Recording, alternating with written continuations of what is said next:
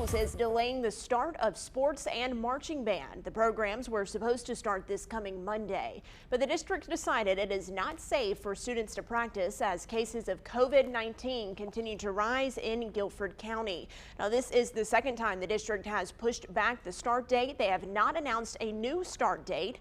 Officials say the district is monitoring trends to create a timeline for when those activities can start again. Good afternoon and welcome to your 4 to 5. I'm Maddie Gardner here with Dehasia Moist. Chief Meteorologist Tim Buckley is also here to give us a forecast. Of course, we are here to inform you, make you feel connected, and let you into our world. Use our hashtag 4 to 5 to stay connected on social media. So, Tim, we'll start with you. What's the weather looking like? Is it hot out there? Oh, it's so hot, Maddie. Yeah, really hot and humid. Humidity is really the thing that you notice when you step outside. It's what we call that air you can wear. Very thick air with a lot of humidity to go around. Let's talk about the temperatures. Actually, they look better than they feel. We are sitting at 86 degrees in Greensboro right now. 86. I know it doesn't sound that bad, but when you consider how high our humidity is, it's really tough to be outdoors. Temperatures currently generally in those low to mid 80s. Farther to the south, more clouds down here today. Farther north, more sunshine, and that's where you do see those 90s popping up. Check out this. This is the problem. The dew point temperatures are all in the mid to upper 70s. That is about as humid as it ever gets around our part of North Carolina. This is what it feels like outside. We had the heat index generally in the mid to upper 90s, even close to 100 right now in Martinsville, Virginia. Waiting on the storm. Still haven't seen hardly any across our area, but I do anticipate that this afternoon and especially this evening, we'll start to see a more active radar. So if you're out and about after 6 o'clock, pay attention. I think the radar gets pretty busy toward the end of this evening, and it could be some more needed rainfall for your backyard or your garden. Tomorrow is much more of the same. Several scattered showers and thunderstorms should be popping up throughout the day. And this is just a plan that we're going to take all the way into the weekend. Heat, humidity, daily thunderstorms kind of popping up. Coming up, though, we're going to talk about this tropical storm Isaias. Where is it going and what does North Carolina need to be worried about? All right, let's get you caught up now with your 4 to 5 roundup. A Triad Biscuitville is closing after a worker there tested positive for COVID-19.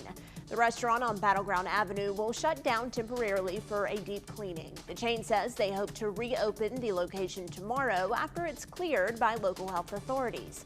All other Greensboro Biscuitville locations remain open. Today at 5 o'clock, all state-run COVID-19 testing sites in Florida will close to prepare for a tropical storm heading toward the coast. The state runs 162 sites. Most are tents or freestanding structures that are not able to withstand tropical storm force winds. They say they will stay closed until it's safe to reopen. The state says the latest date that could happen, by the way, is August 5th. Dr. Anthony Fauci and Colin Kaepernick will be honored as 2020 Robert F. Kennedy Human Rights Ripple of Hope Award laureates. The award recognizes people who use their position for positive social change. Dr. Fauci is the nation's top infectious disease expert and a leading voice in the fight to slow the spread of coronavirus. Kaepernick, the former 49ers quarterback, is known for taking a knee during the national anthem to protest racial injustice. He hasn't played in the NFL since 2016. A Jamestown restaurant is closing after a small kitchen fire. Full Moon Oyster Bar and Seafood posted on their Facebook page that they're working hard to clean and sanitize the kitchen, and they'll reopen as soon as possible. New York Times data showing how often people are wearing masks across the nation. Now, the Times collected data from survey company Dynata, and around 250,000 people were surveyed about their mask usage in public. Now, here in Guilford County, nearly 59% of residents say they always wear their mask, while only 4% say they never do. Over in Forsyth, 70% always wear one, only 2% say they don't. And in Alamance, 58% of people always wear their masks and 4% never do. Those somewhere in between say they wear their masks either frequently, sometimes, or rarely. The grace period giving you extra time to renew your license and registration is ending soon, so take note of this if it applies to you. The DMV says if your license or registration expired between March 1st and August 1st, you have a 5-month extension from your original expiration date to renew. If anything expires on or after August 1st, you don't get that grace period. For your registration, you'll have until the 15th of August, but you will be charged a $15 late fee. The New York DMV is allowing driving schools to teach driver's ed class over Zoom, Skype, or any other way online. Now, that class is usually 5 hours long in a normal classroom setting, but of course, coronavirus is changing that. So courses must be taught live through video sessions, and students do have to pre-register.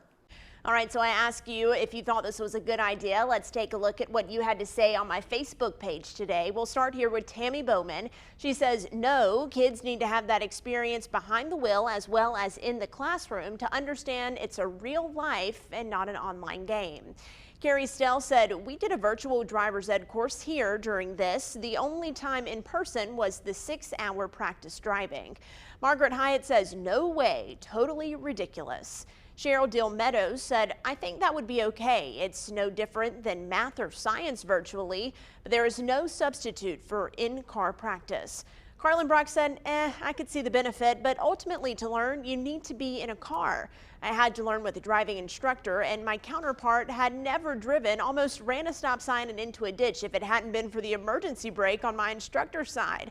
I definitely think in-car driving is important. And just to clarify, this would be the in-class portion, Tahisha. I think with schools doing online learning, remote learning this year, it makes sense for that driver's portion to be online. But I agree with a lot of the commenters who say you really need to get behind the wheel to learn how to drive. Yeah, especially that one comment where they almost got into a car accident. I think that shows the point of why they do need that practice behind the wheel, right? But of course, everything's going virtual now. So if we need to do the classroom portion, textbook portion online, why not do it? And this way it's live, right? So they have to be there at a certain time and getting that instruction and then figure out what to do with the on-road portion. Yeah, you're really only hurting yourself if you don't pay attention in that class, because once you get to the DMV, you have to know that information or you will not get your license. All right, thanks for weighing in today. Now, before we head to break, we want to share a secret with you on the 4 to 5. You have to promise you're not going to tell. The High Point Police Department is planning a surprise for Chief Schultz. Schultz is retiring starting on Saturday, so you are taking a look at live video from our drone Redbird 2 of officers forming a parade line at Moorhead Recreation Center in his honor. Since it's a surprise and he's currently there with his officers, we don't think we're going to ruin anything by sharing this with you, but just in case, don't say anything if you see Chief Schultz. Officers are driving past where Chief Schultz usually parks. At the end of the parade, his wife will have a pre-recorded message playing over the radio. The chief will then get a chance to say a few words before communications declares him 1042, which means end of tour of duty for the final time. Now, Schultz has been with the department for 30 years. He served on the tactical team and spent time as team commander before he moved to detective.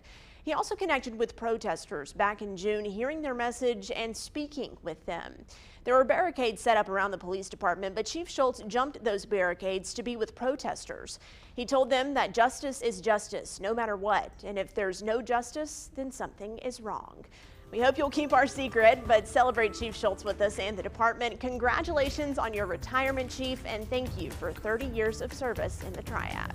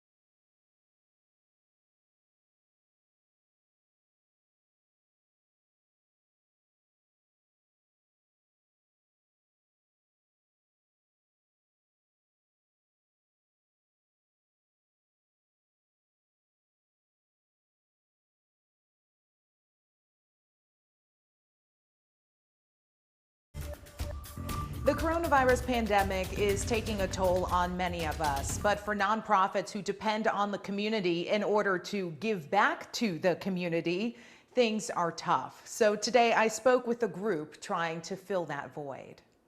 They're just really happy to be out here serving and having an opportunity to be together. 4 youth groups with St. Paul the Apostle Catholic Church of Greensboro had plans to travel out of state for a missions trip, but COVID-19 changed the agenda.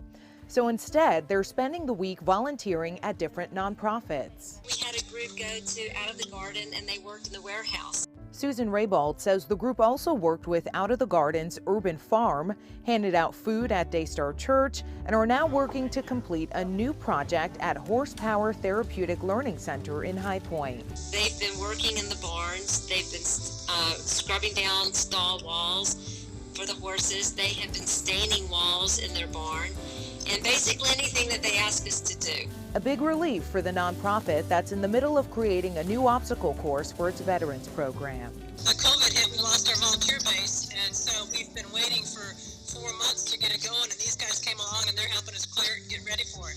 The organization uses horses to give therapy to those with physical, intellectual, and/or emotional disabilities. Executive Director Jan Clifford says Horsepower has a limited number of staff, so they rely on volunteers. So they're very grateful for the extra help, not only this week, but also the last 25 years. And if it wasn't for the volunteers, we wouldn't have a day of it. Raybold hopes that others will see that volunteering can be safe, even in the age of COVID-19. So I just encourage listeners to do a little research, find out where they can serve, and then if you're comfortable, put on your mask, wear your gloves, and roll up your sleeves and go participate. So those youth groups will be back at Horsepower tomorrow, but that's it for them. So that center still needs volunteers. If you are interested, I will show you how to sign up on our website, Maddie. And this is really just one nonprofit of many across the Triad that really has been struggling over the last 4 months. And there are ways that we all can get involved, even from the comfort of our own home. Yeah, that's important, Tasha, because we all still want to be safe, but I know many of these organizations or causes that are near and dear to a lot of community members' hearts. And if you're not comfortable just yet volunteering your time, if you can donate funds, a lot of big fundraising events have had to be canceled in light of the virus. So many organizations and nonprofits really need money right now to continue to help our community. Right, and there have been a number of drive-by donation sites for things like that. You know, the rescue mission over in Winston-Salem, they were asking people to assemble these kits. So there really is, you know, if you don't feel comfortable leaving your house, you know, there's always a way to get involved. A great story, too. I loved all of that, Daisha. Thank you so much. All right, well, we are heading to break, but we are live on Facebook, Twitter, and YouTube. So join our conversation. Use our hashtag 4to5, and we'll chat with you there. We'll be right back.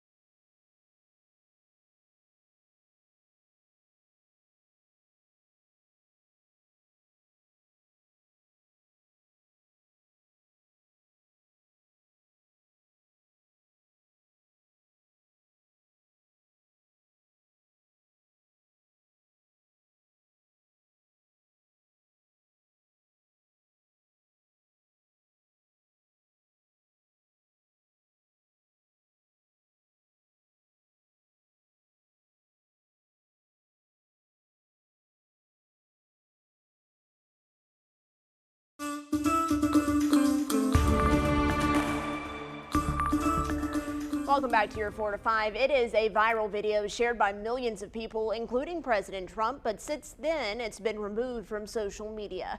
Now, the video showed a group of physicians talking about hydroxychloroquine's effect on the coronavirus. Our Jason Puckett explains why that video was taken down. Before it was deleted from Facebook, YouTube, and Twitter, millions of people, including President Trump, shared this video. It shows doctors in white coats giving a press conference outside the Supreme Court in D.C. Now, this event was organized by the Tea Party Patriots Foundation, a 501c3 nonprofit. Here's founder Dr. Simone Gold. We're here because we feel as though the American people have not heard from all the expertise that's out there all across our country. Gold and the others on screen are actual doctors, and they spend the next 45 minutes talking about COVID and a lot of unproven or false claims about it, like this one from Dr. Stella Emanuel. So I came here to Washington, D.C. to tell America, nobody needs to get sick. This virus has a cure. It is called hydroxychloroquine. This is the claim that went mega viral, so let's break it down. Is hydroxychloroquine a cure for COVID? Both the CDC and WHO confirmed that there are, quote, currently no licensed medications to cure COVID-19. Hydroxychloroquine is being researched as a possible treatment, and the FDA originally granted an emergency use authorization for hydroxychloroquine. That lets doctors and pharmacists prescribe it outside its normal use. But the FDA revoked that grant last month because new evidence showed no benefit from the drug, and they, along with the WHO and NIH, urged caution because it was linked to heart rhythm problems, kidney injuries, and liver problems. So currently there is no known cure for COVID. Hydroxychloroquine is not proved to have positive effects, and it is linked to negative effects, meaning the overall claim that hydroxychloroquine is a cure for COVID is false. If you want more. Australian researchers are training dogs to detect coronavirus, very similar to how they can detect cancer. Now, this is the first time that dogs will be used to detect the virus. Labradors are being trained right now to sniff out new cases by recognizing chemical compounds in a person's sweat. They will be trained to sit anytime they detect a new case. Researchers say dogs could be used in airports, detecting new cases faster than current testing strategies. Researchers in France are also studying dog detection, and they are seeing a 100% success rate. I mean, this is really just good news, Maddie, for me. I mean, we already see the dogs at the airport sometimes sniffing for contraband. I'd rather them have to sniff out for some coronavirus. We truly do not deserve dogs, Tahisha. Man's best friend, and they might be the cure to detecting new cases of this dangerous virus we've been dealing with for months now. I mean, that's amazing that their sniffers are so sensitive that they can pick up the scent in someone's sweat.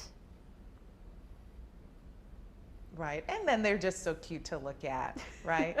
I'd rather have a dog that looks cute coming up to me, so there's that. You'd rather have a dog sniffing you than a swab up your nose to detect the virus? I don't understand. Why? Ooh.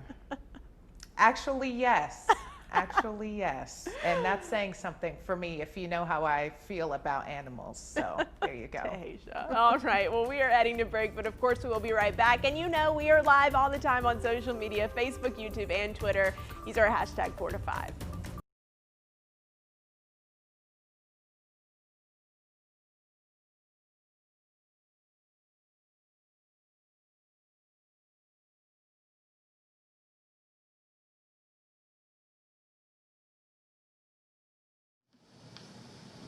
Sure. Mic check 1, 2, 3, 4. Mic check 4 to 5. Mic check. All right.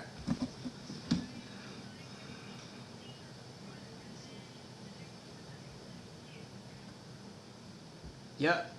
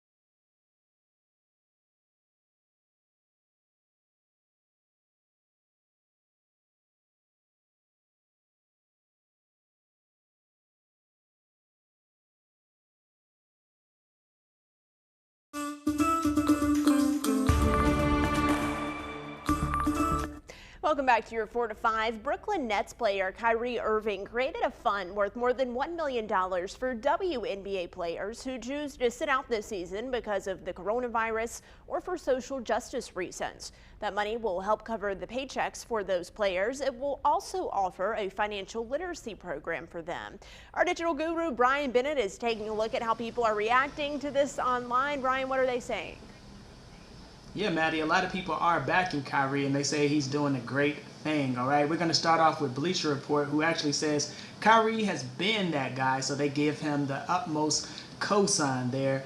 This next user says, exceptionally admirable, incredibly dope, extraordinarily generous. How about that for comments? Nextly, this next viewer says, sure, give people that are choosing not to work money while the people that can't work are losing theirs. That makes sense. Pandemic funding of some sort may be very nice of him to do, but come on. I guess he's saying that some people don't have the option to choose not to work. So, you know, how is this whole thing going to work out? This next user says, what an incredible show of support and love from Kyrie for the WNBA. Real man lead, hashtag NBA, hashtag real brothers support sisters.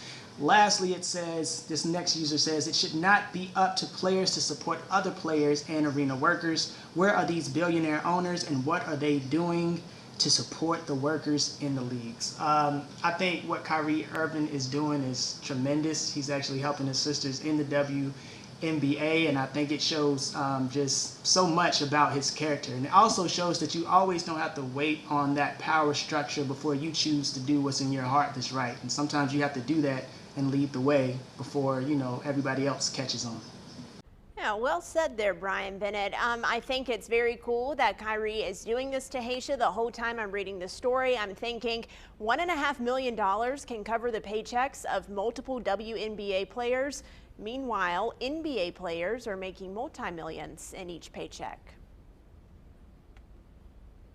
That is funny that you said that. Maybe it's because we're women. I don't know. That was the first thing that popped into my head too. But I am glad that he is choosing to do this. And Brian made a very good point saying you don't have to wait for someone else to do it. It's kind of you step out on faith, you be the leader in that situation and do what you think can help others. Yeah, and I'm glad to see that, you know, he's reaching out to other athletes and making sure that, you know, they're taken care of during all of this because there is certainly a lot going on right now. All right, let's check in with Chief Meteorologist Tim Buckley for the forecast. Has it cooled off at all? No, zero amount. It is still just as hot. And I think it'll stay that way, unfortunately. We got to talk about tropics, though. This is Tropical Storm Isaias. Say it with me. Isaias. Yes, we are learning together, aren't we? This is your tropical storm. This is the Dominican Republic. As I zoom in for reference, there's the DR. This is Haiti right here. This is the island of Hispaniola. The storm really a little disorganized right now because it's interacting with land, but it's still relatively strong. Remember, yesterday we were still waiting on it to form. Now it has winds at 60 miles per hour, and the official forecast from the Hurricane Center does take it on a very close approach to the east coast of North Carolina and South Carolina. That's coming up on Monday and Tuesday. The forecast has it with winds at 70 miles per hour. Hurricane status begins at 75 miles per hour. So it's certainly possible that a hurricane could be hitting the North Carolina coast as early as Monday and Tuesday of next week. I'll say it again. It's possible the coast could get hit by a hurricane Monday and Tuesday. Now we're back here in the Triad. I like to kind of color code things based on my level of concern for different areas. I think we have low concern here in the Triad for major impacts, but the Outer Banks, they really have to watch this closely. They could get some serious wind and rain.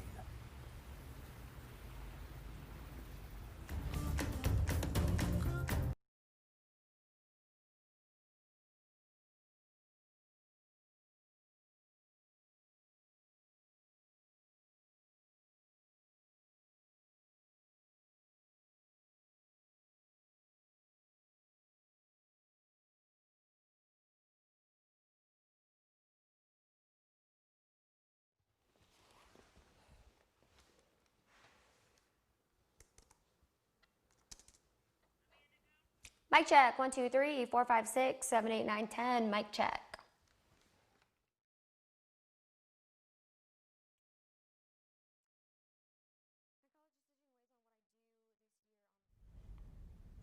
Hey, ice cold milk and an Oreo cookie, they forever go together.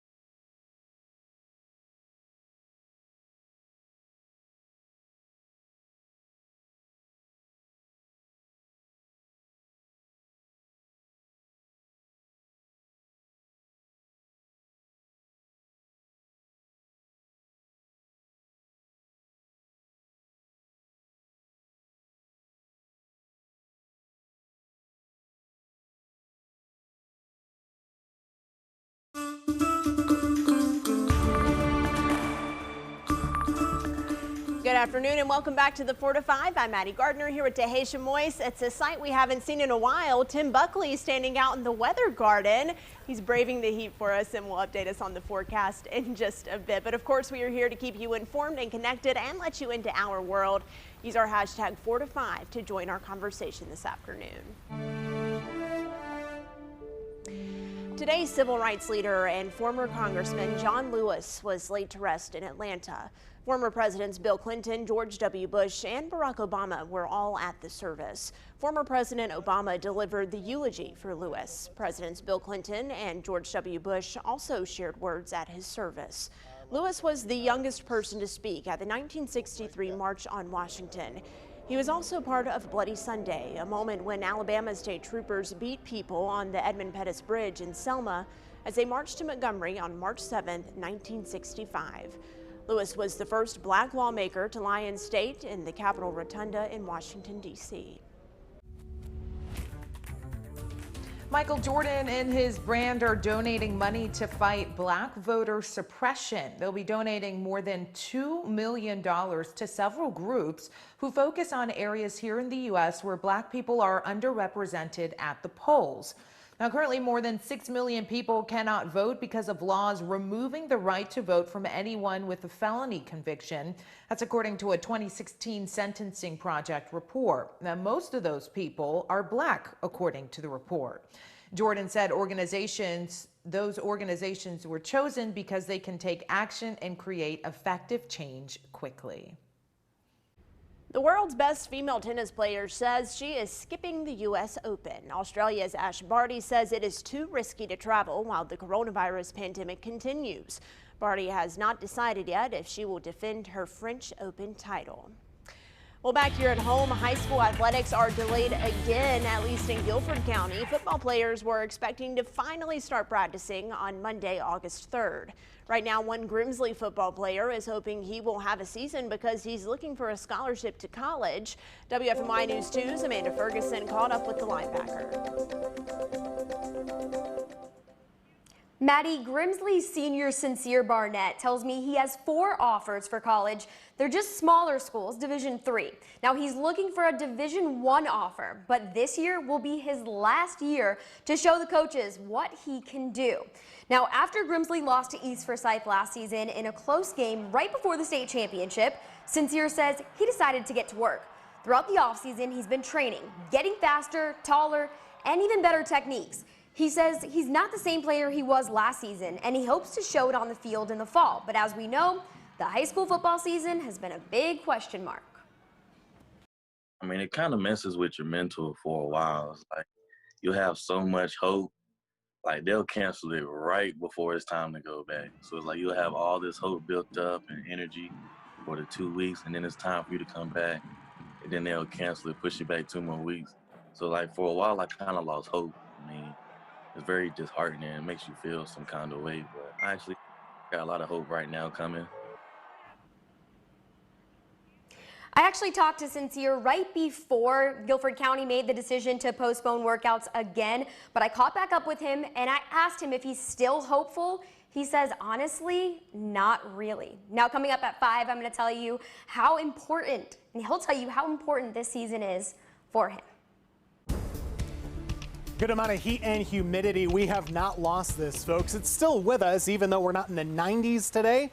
It's still hot. 86 the current temperature in Greensboro. I want to take you kind of around the Triad, though. Little lower numbers to the south, higher numbers to the north. Reason being, there's been more sunshine up here, a little cloud cover to the south. But truly, this is one of the most humid days of the year. As we've been tracking this, these dew points are as high as we have seen, generally in the mid 70s. And by reference, it starts to get really oppressive once it gets above 70. That's about as humid as it ever gets around these parts.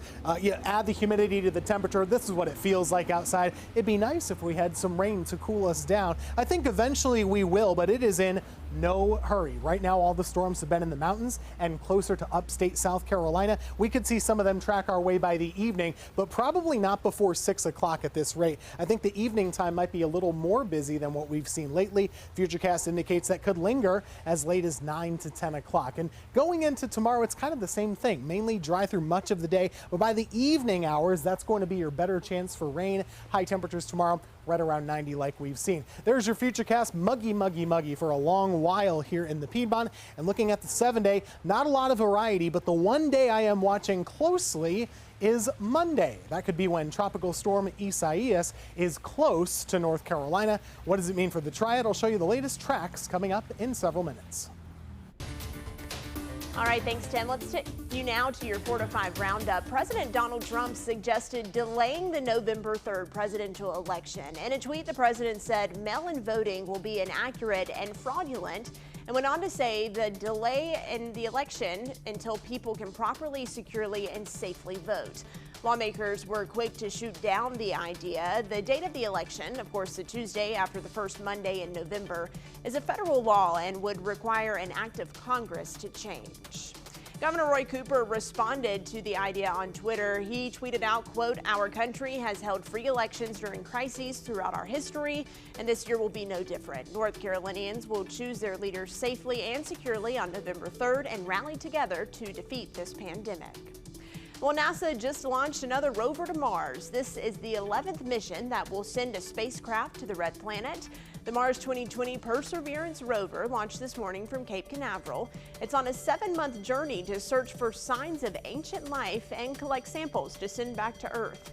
The rover will land in the Jezreel crater and demonstrate key technologies that will help us prepare for future robotic and human exploration.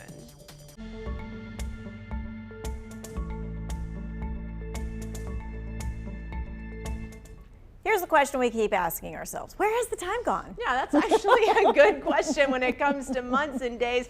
Honestly, sometimes it's hard to remember what day of the week it is for me, Tanya. I thought it was Friday all day. Oh. Several times. Okay, so much less what month it is, right, between what day it is. We are nearing the end of July, although it still feels like it should be March or April maybe. Yeah, except you asked Tim Buckley, he says it's too hot to be March or April, but I think COVID has definitely messed up our clocks. That's right, and our financial world too. A lot of folks haven't been able to pay bills, and August the 1st, which what we have right here, utility companies will be looking to get their money from you. So right now, of the 100,000 or so City of Greensboro water customers, more than 3,000 people are in danger of having their water turned off. There is at least $700,000 in past due payments right now.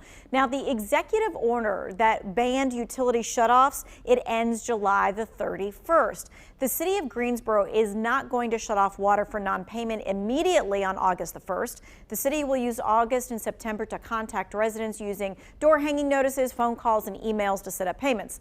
But come October, shutoffs are recommended for non-responsive customers who have past due balances of more than $250. Come November, shutoffs will be recommended for non-responsive customers with past due balances over $150. And in December, shutoffs are recommended to resume just as normal. So today we have two experts in to help you. You can text your questions 336-379-5775 down at the bottom of your screen here as well. We're going to be talking about the shutoff processes and resources to help you pay your bills. They'll be here for 15 minutes starting at 5:30. You got questions?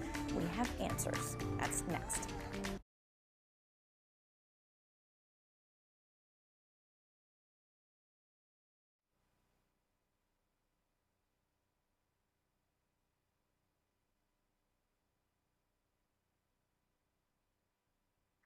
Sorry about that. Is that better? Can you hear me now?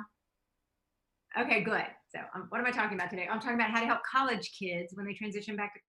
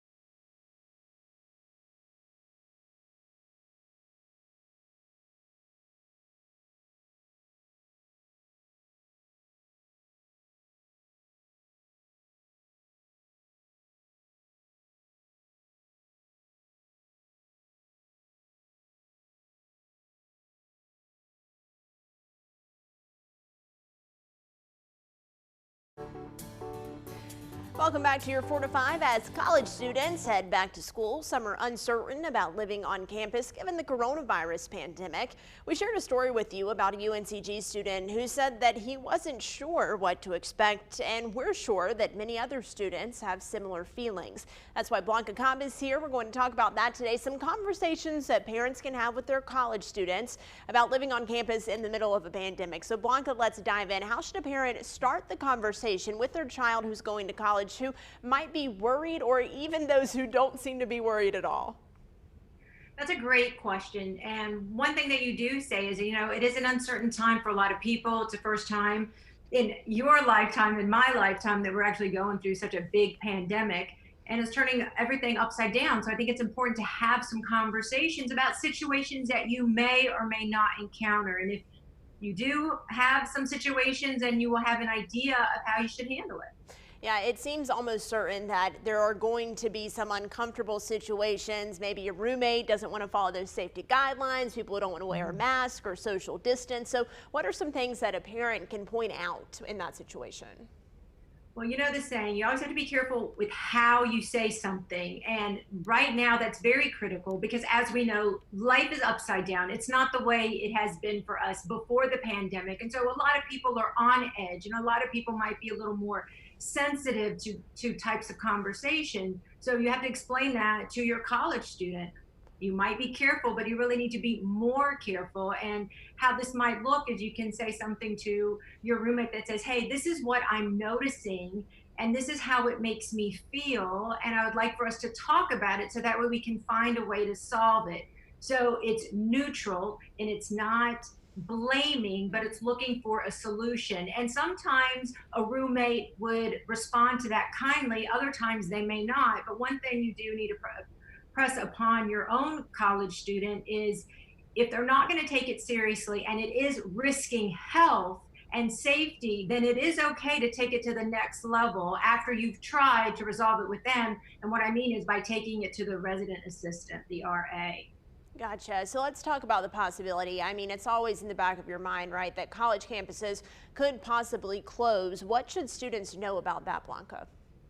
Well, parents should talk about, hey, we don't know what's going to happen. It could get better or it might get worse. And if it gets worse, there's a chance that your college campus might close. Let's talk about that. What might that look like? And then what might you need to do? So this is where you're going to talk about what they would take, what they would leave on campus, where they would go, and how they might get to where they need to go. Talk about a flight plan, talk about a car plan. What is it? What are those variables that they really need to consider? But also during this time, it's a great opportunity for parents to let their college students to start thinking and processing and handling these problems, but with their parents. So what I mean is, ask your college kid, what do you think about this? What do you think you should do? It gives you a sense of how they're thinking, but it's also really important because you're helping them to continue to develop those critical thinking skills, because you do want them to become an independent thinker. And you listen to what they have to say, and then together you come up with a plan. Yeah, they're leaving the nest. You have to let them fly on their own. Blanca, thank you so much. Right. Of course, we'll post all that information on our website for you. If you miss anything, Blanca said, WFNYnews2.com. So, Tahesh, I'm interested to hear what you have to say about this. I have felt so bad for all students, high school and college students, throughout the pandemic, because their experience is just unlike anything that we've seen before. Right. It's uncommon to say the least. And the thing that Blanca mentioned that I didn't even have to think about as a college student, is what happens if my school closes because of a sickness? That's a tough thing to have to think about, especially for students that do travel across the country to go to school, or you have even international students left to figure out, okay, if my school closes, do I have a friend that lives in the same city? Will I be able to room with them? Will I have the money to go back home? So it's all these possibilities you have to think of before you go to campus. Okay, I need a plan and I need money to execute that plan. All things that we have to sadly think about now. We are heading to break, but the 4 to 5 continues on social media, Twitter, Facebook, and YouTube. Join our conversation there.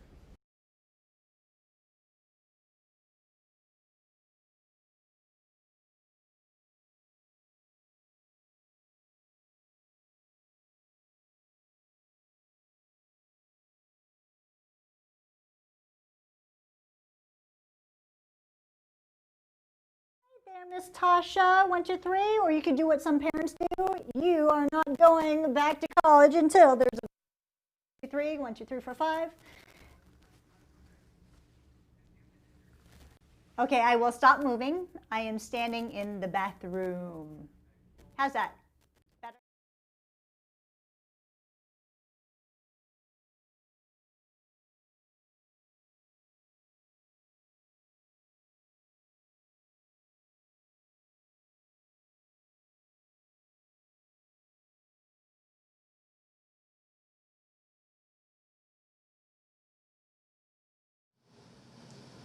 Okay.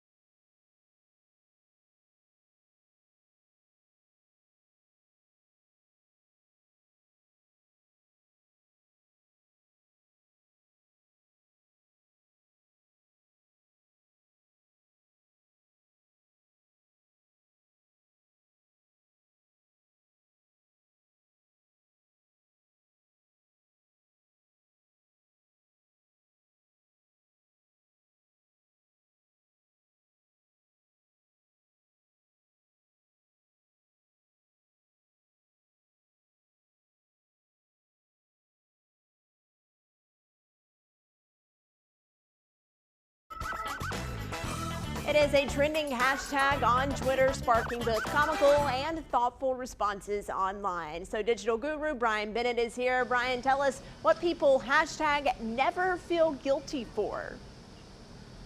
All right, I would love to, Maddie. Let's kick things off right now. This says, never feel guilty for singing, even if you can't carry a tune. Pretty funny there. Get it, girl. You see her. Sometimes you just got to let your hair down, folks. This next one says, never feel guilty for doing what's best for you and saying no. Sometimes you have to say no and just let that be the answer. This next one says, never feel guilty for setting boundaries with toxic people. Finger snaps.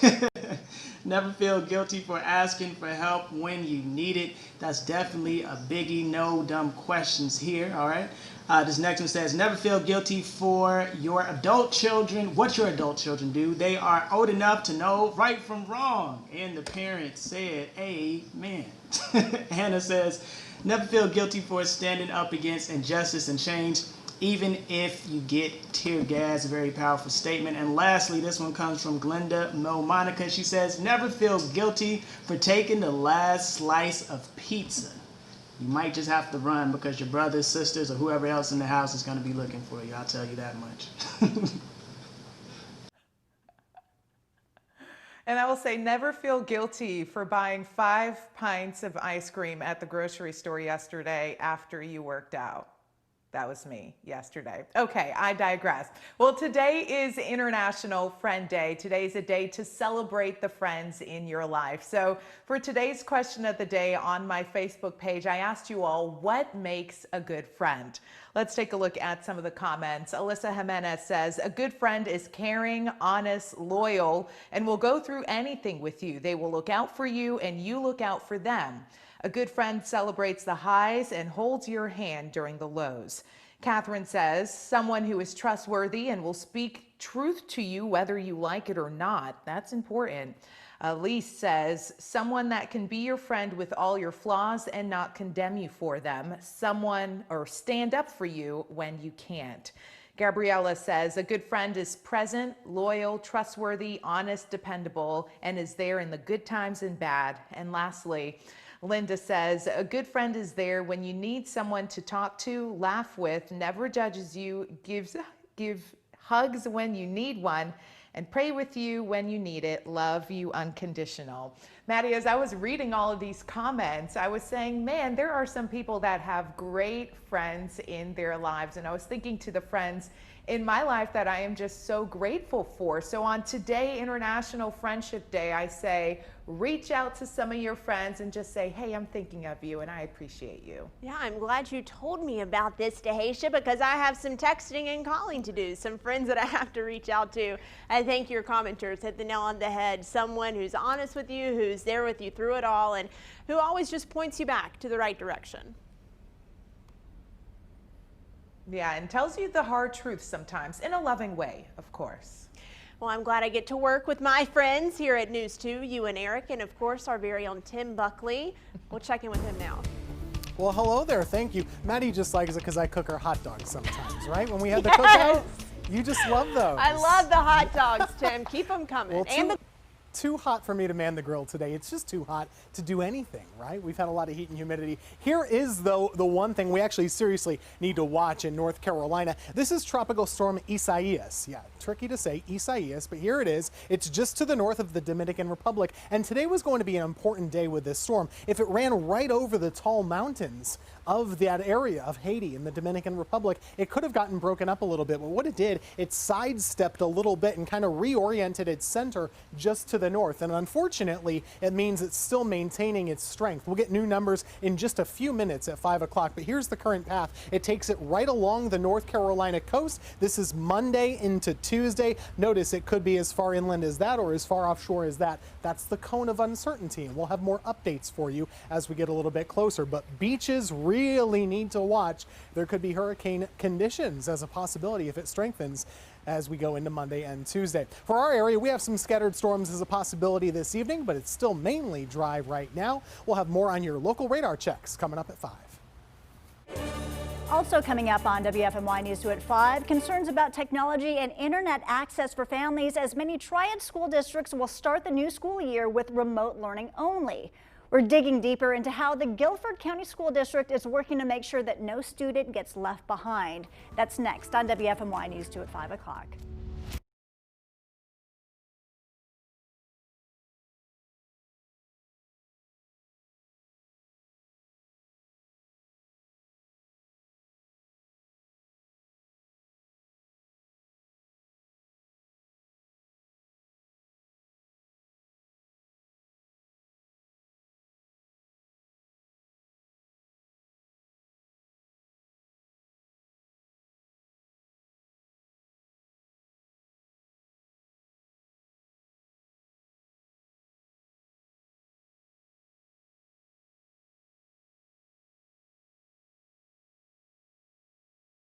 Hey, ice cold milk and an Oreo cookie, they forever go together.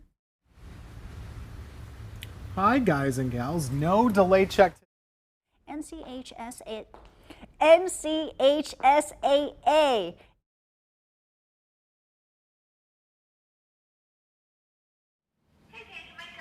Hello, mic check 1, 2, 3, 4, 5. Just trying to get my Apple Watch to say.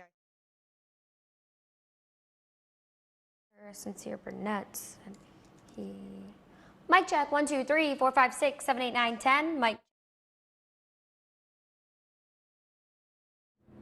Hi, it's Alma. I am here at the High Point Police Department.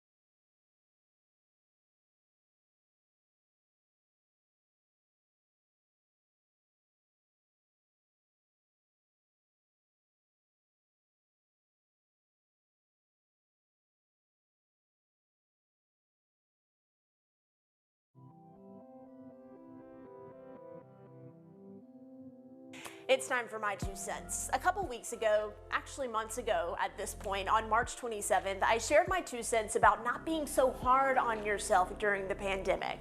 So you didn't get all of the housework done. It's okay. So you don't feel like exercising every morning before your day starts. It's okay.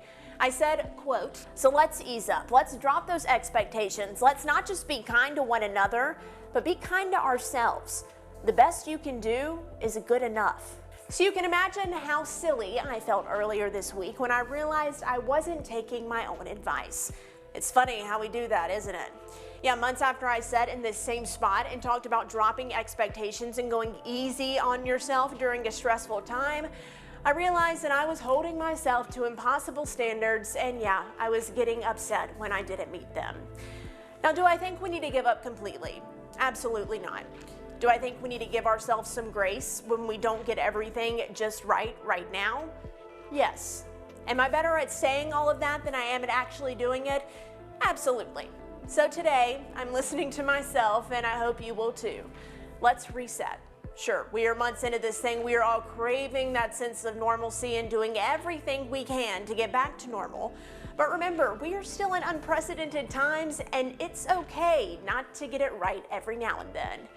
But that's just my 2 cents. That's your 4 to 5. WFMY News 2 at 5 starts now.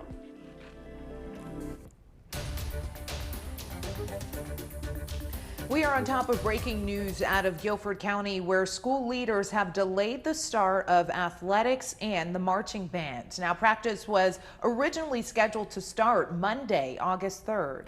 The district cited the increasing number of COVID cases and hospitalizations in the area. They released a statement saying, quote, GCS remains committed to the health of students and staff and will only allow programs to resume when it is safe to do so. To ensure students are safe, GCS will continue to monitor trends related to COVID-19 in the county and will review the NCHSAA plans as they become available. Now, this isn't the first time athletics have been delayed for Guilford County athletes. Football players were looking forward to finally practicing on Monday, and now they'll have to wait for another start day.